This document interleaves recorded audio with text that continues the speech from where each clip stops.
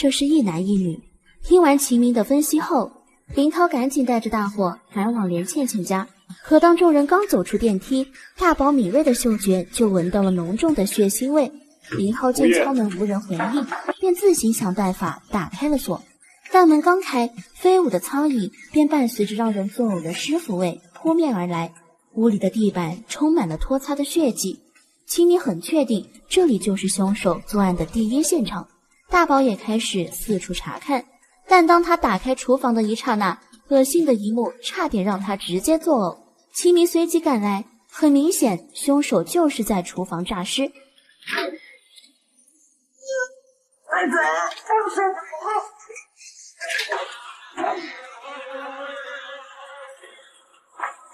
这里就是有人尸体的第一现场，所以确定了不只是一具19号。